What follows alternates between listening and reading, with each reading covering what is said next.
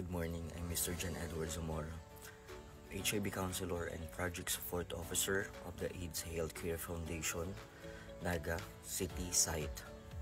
This morning, I come up with the realization at pag-usapan natin mga trending topics about HIV, especially ang mga nakikita at mga nababalitaan natin sa social media. As a HIV counselor and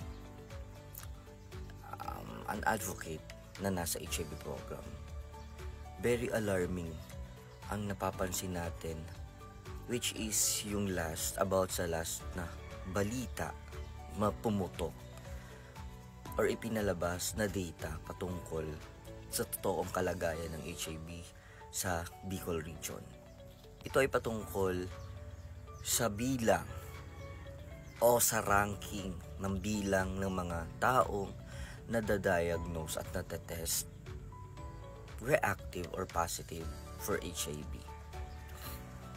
And unfortunately, Kamsur and Naga City is the number 1 on this rank.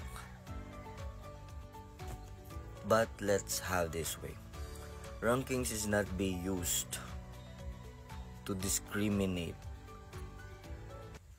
a place, a province, or a city. It is used by the Department of Health.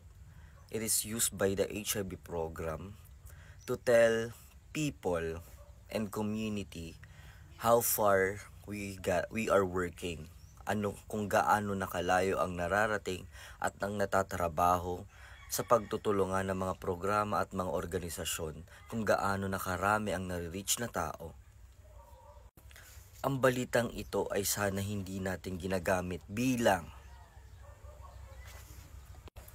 paninira ng reputasyon ng isang lugar, ng isang probinsya at na isang syudad.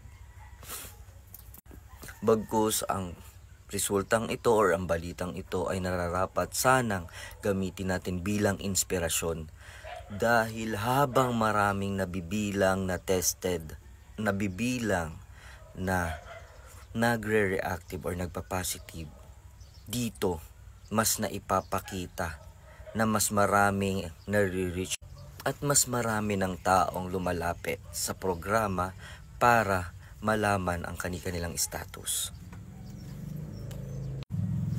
Sad to say, I have read so many posts, so many shares, which is used itong mga balitang ito, itong mga news articles na to, ginagamit as paninira or pag-stigmatize ng isang lugar.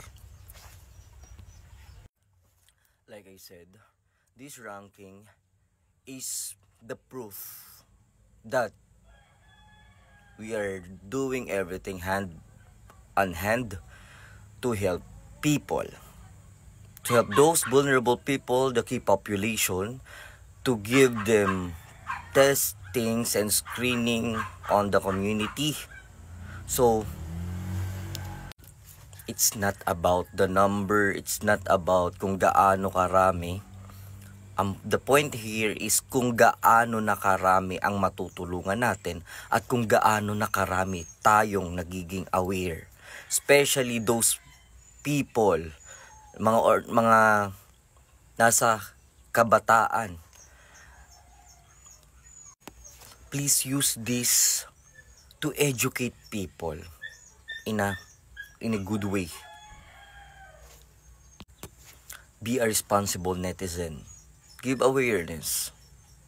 Bigyan natin ng kaalaman ang ating mga kabataan, o wag nating bigyan, o wag nating turuan mag-stigmatize o mag-discriminate. The more na ginagawa natin to, the more na pinapalayo natin sila at mas tinatakot natin sila.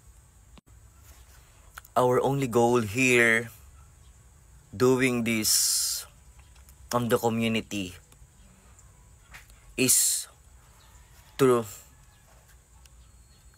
make testing normalized, to avoid the stigma, to avoid discrimination,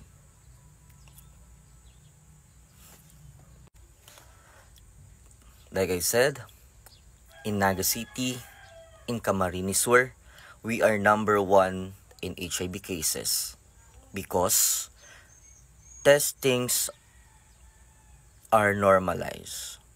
There are so many people asking us to be tested.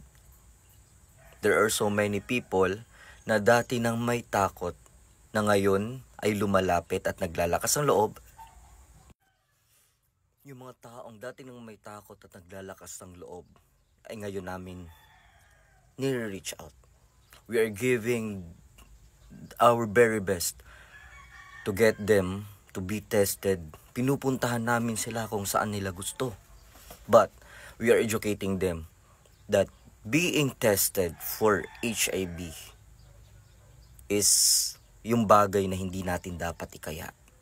Paulit-ulit nating uuliting sasabihin ang pagkakaroon ng magandang sexual health, ang malaman natin ang ating HIV status is importante. Because at the end of the day, tayo ay nabubuhay, tayo ay napapagod at tayo ay nagkakaroon ng mga desisyong hindi natin minsan napag-iisipan. So dito, nailalagay tayo sa alanganin at nararapat nating ingatan ang ating sexual health, especially ngayon. Nagaya ng ating sinasabi, HIV is rising because many people are getting tested. Let's stop stigmatizing people. Let's stop discriminating people. Let's do it as an inspiration. Again, I'm Mr. Jan Edward Zamora, Project Support Officer of AIDS Healthcare Foundation Naga City Site and HIV Counselor. Have a good day.